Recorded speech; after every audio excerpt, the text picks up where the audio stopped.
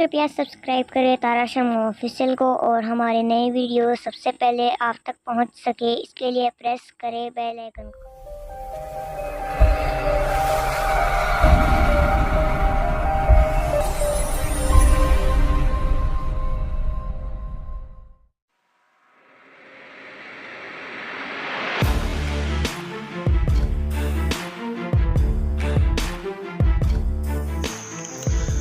अन्याय पर न्याय की विजय, असत्य पर सत्य की जीत और बुराई पर अच्छाई की विजय का प्रतीक ये पावन पर्व दशहरे के अवसर पर मैं आपका अपना तारा शर्मा आप सभी लोगों को अपनी हार्दिक शुभकामनाएं प्रेषित करता हूँ। दोस्तों, मुश्किल वक्त हर इंसान के समय में आता है, इससे तो भगवान भी नहीं बच सके और इस चीज़ का प्रमाण है दशहरा। दशहरा प्रमाण है इस चीज़ का कि हर वो आदमी जो मुसीबतों से घिरा हुआ, अगर उसके इरादे मजबूत और लक्ष्य स्पष्ट हो तो उससे बाहर आसानी से निकला जा सकता है और वो कर सकता है जिसकी कल्पना दुनिया नहीं कर सकती। एक लड़का जिसे होना चाहिए था अयोध्या का राजा, उसे मिला वनवास, मुश्किलें, और वो भी कम नहीं होती गई, बढ़ती ले गया रावण। उसके बाद भी मुसीबतें कम नहीं, उसे दोस्त मिले, वो भी ऐसे जो उसके लिए कुछ नहीं कर सकते थे, लेकिन इरादे मजबूत थे, कारण स्पष्ट था और हिम्मत अटूट थी। उस साधारण से इंसान ने वो कर दिखाया जो उस जमाने में सोचना भी असंभव था। त्रिलोक विजेता रावण, तीनों लोग जिससे डरते थे, उस रावण को उस व्यक्ति ने हरा दिया जिसकी पत्नी को वो उठा लाया था। जिन जानवरों को वो अपना भोजन समझता था, उनकी सहायता से उनकी सेना बनाकर एक ऐसे व्यक्ति ने उसको हरा दिया जिससे हारने की कल्पना वो अपने जीवन में कभी कर नहीं सकता। दोस्तों, ये त्यौहार हमें यह एहसास दिलाता है कि वो सारे मुश्किल वक्त जो इस वक्त हमारी ज़िंदगी में है या आगे भी आएंगे, हम उनसे ठीक उसी तरह पार पा सकते हैं जैसे भगवान श्री राम ने अपने जीवन में पाई थी। राजपाट छिन गया, वनवास मिल गया, पत्नी छिन गई, ऐसे यार दोस्त मिल गए जो किसी काम के नहीं थे। उसके बाद सेना ली ऐसी जिनको वो लोग अपना भोजन समझते थे, लेकिन वो कर दिखाया जो दुनिया नहीं कर सकती थी। जब भगवान श्री राम अपने भाई लक्ष्मण के साथ जंगल में भटक रहे थे तो उनका सामना हुआ हनुमान जी से, उनके पुराने मित्र।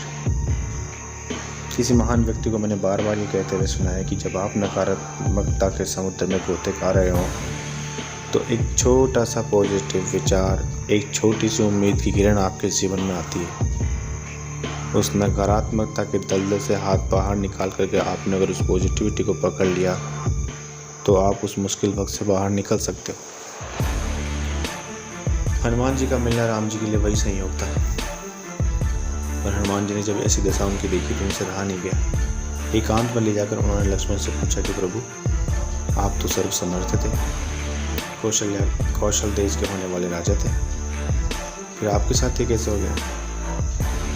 लक्ष्मण जी ने जो उत्तर हनुमान जी को दिया उसको सुनने के बाद आपको गर्व होगा इंसान होने पर।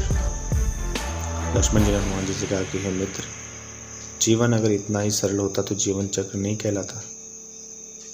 हम इंसानों की ज़िंदगी का सबसे खूबसूरत पहलू यही है कि मुसीबतें हमारे जीवन में आती है और हम उनसे लड़ते हैं, उनसे पार पा जाते हैं। यही गुण हमें और प्रजातियों से भिन्न बनाता है। मुसीबतों का आना हमारी नियति है और उनसे लड़ना हमारी ताकत।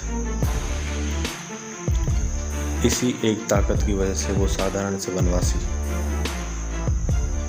उससे पार पा गए जिससे लड़ना उन तीनों लोगों में संभव नहीं था। खुद देवताओं का राजा इंद्र जिसके डर से छिपा रहता था, जिसे हराना इस सृष्टि में किसी के लिए संभव नहीं था, उसको उन दो तपस्वियों ने उस सेना के साथ मार डाला जिस सेना को उसने सदा अपना भोजन समझा। दोस्तों, मुश्किल वक्त सभी की ज़िंदगी में आता है। ऐसे ही मुश्किल वक्त में मुझे एक कविता ने बहुत मोटिवेट किया था। मेरे खास दोस्त थे, उस मुश्किल वक्त में वो मुझसे फ़ोन करके पूछा करते थे, तारा जी वो कविता सुनाइए ना। तो खुद की खोज में निकल बार बार मेरे उस दोस्त का मुझे फ़ोन करना और मुझसे फ़ोन पे वो कविता सुनना समझ में नहीं आया था, लेकिन आज जब मैं पीछे मुड़ के देखता हूँ तो मुझे पता चलता है कि उस कविता ने ही मुझे उस वक्त से बाहर निकाला था। मैं वो आज आपके सामने रखता हूँ। कविता मोटिवेशन की महान कविताओं में मानी जाती है। तू खुद की खोज में निकल, तू किस लिए हताश है, तू चल तेरे वजूद की समय को भी तलाश है। तू खुद की खोज में निकल, तू किस लिए हताश है, तू चल तेरे वजूद की समय को भी तलाश है। अगर आज हर आदमी अपने अंदर छिपे उस राम को ढूंढे, और वो सारे रावण जो उसके अंदर हैं, वो उसके सारे बुरे विचार जो कहीं न कहीं उसको कुछ करने से रोक रहे हैं, वो बुरी आदतें, बुरे इरादे, बुरे विचार, कमजोरी, हिम्मत नहीं होना, ये सारे रावण आज निकाल के अगर इस रावण के साथ चला दें तो वो कर सकता है जिसके लिए दुनिया कहती है कि ये नहीं हो सकता। पर हर आदमी को अपने अंदर झांकना होगा, खुद से ये तय करना होगा कि हाँ, मैं अपने लिए क्या चाहता हूँ। तू खुद की खोज में निकल, तू किस लिए हताश है, तू चल तेरे वजूद की समय को भी तलाश है। जो तुझसे लिपटी बेड़ियाँ, समझना इनको वस्त्र तू, जो तुझसे लिपटी बेड़ियाँ, समझना इनको वस्त्र तू, पिघाल दे ये बेड़ियाँ और बना ले एक शस्त्र तू। जिन हालात में आज हम फंसे हुए हैं, जो मुश्किल वक्त हमारे टांगों को बांधे हुए हैं, अगर हम उन्हीं मुसीबतों का अस्त्र बना लें तो इस मुश्किल वक्त से पार पा सकते हैं, ठीक वैसे ही जैसे भगवान श्री राम ने अपने जीवन में किया था। पर उससे पहले हमें खुद को खोजना होगा। तो खुद की खोज में निकल, तू किस लिए हताश है, तू चल तेरे वजूद की समय को भी तलाश है। चरित्र अगर पवित्र है तो क्यों है ये दशा तेरी, चरित्र अगर पवित्र है तो क्यों है ये दशा तेरी, ये पापियों को हक नहीं कि ले परीक्षा तेरी। पर तू पहले खुद की खोज में निकल, तू किस लिए हताश है। चरित्र तो भगवान श्री राम का पवित्र था, और हर उस आदमी का पवित्र है जो अपने जीवन में पूरी ईमानदारी और मेहनत और लगन के साथ अपने काम को किए जा रहा है। लेकिन उसके बाद भी उसके जीवन में अगर वो सारे सुख नहीं है, वो फिर भी मुसीबतों से घिरा हुआ है, और इसके बाद उसका जीवन वो लोग तय कर रहे हैं जिन्होंने खुद का अपना जीवन का अस्तित्व नहीं बनाया। क्या अधिकार था कैकेयी और मंथरा को भगवान राम का जीवन तय करने का। लेकिन भगवान राम ने उस मुश्किल वक्त को एक्सेप्ट किया और कहा यस आई एम रेडी, और वो कर दिया जो कोई नहीं कर सकता था।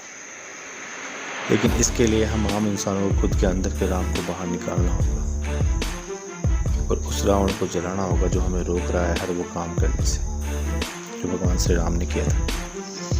तो पहले खुद की खोज में निकल, तू किस लिए हताश है, तू चल तेरे वजूद की समय को भी तलाश है। जला के भस्म कर उसे जो क्रूरता का जाल है, जला के भस्म कर उसे जो क्रूरता का जाल है, तू आरती की लो नहीं, तू क्रोध की मशाल है। पर तू पहले खुद की खोज में निकल, तू किस लिए हताश है, तू चल तेरे वजूद की समय को भी तलाश है। वो सारे विचार, वो सारी कमजोरियाँ जो हमें कुछ हिम्मत करने से रोक रही है, उन सबको आज निकाल के अगर हम जला दें इस रावण के साथ, अपने आप को मोमबत्ती बनाने के बजाय भगवान श्री राम का वो तीर बना ले जो रावण की नाभि में जले और इन सारे बुरे विचारों को जाके जला दे, तो हम वो कर सकते हैं जिसके लिए दुनिया कहती है दिस इज़ नॉट पॉसिबल। पर पहले हमें खुद के वजूद की तलाश में निकलना होगा। तो खुद की खोज में निकल, तू किस लिए हताश है, तू चल तेरे वजूद की समय को भी तलाश है। चुनर उड़ा के ध्वज बना गगन भी कब कपाएगा, चुनर उड़ा के ध्वज बना गगन भी कब कपाएगा, अगर तेरी चुनर गिरी तो एक भूकंप आएगा। पर तू पहले खुद की खोज में निकल, तू किस लिए हताश है, तू चल तेरे वजूद की समय को भी तलाश है। एक हिम्मत करके, एक साहस करके, उसी साहस को हम एक ध्वजा का रूप देते हैं तो पूरा आसमान थरथराएगा जब वो ध्वजा लहराएगी। और अगर हिम्मत करने के बाद भी आप हार जाते हो, ऐसा संभव नहीं है। मेहनत करने वालों की हार नहीं होती, अगर होगी तो दिन पृथ्वी का आखिरी दिन होगा। पर तू पहले खुद की खोज में निकल, तू किस लिए हताश है, तू चल तेरे वजूद की समय को भी तलाश है। दोस्तों, कहने को तो ये कविता है, जिसके समझ में इसका मतलब आ गया उसका जीवन बदल जाए। हम इंसान इसलिए है कि हमारे जीवन में मुश्किल वक्त आता है। हम इंसान इसलिए है कि हम उस मुश्किल वक्त में हारते नहीं हैं।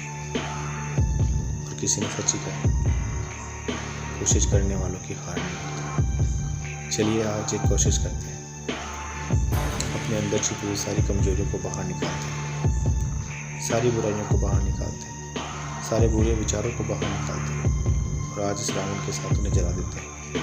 फिर देखिए कल की सुबह एक नया सूरज लेके आएगी, एक नई उम्मीद की किरण लेके आएगी। बस निकलिए खुद के राम को ढूंढने के लिए। आपके अंदर भी एक राम छुपा है, उसे बाहर निकालिए।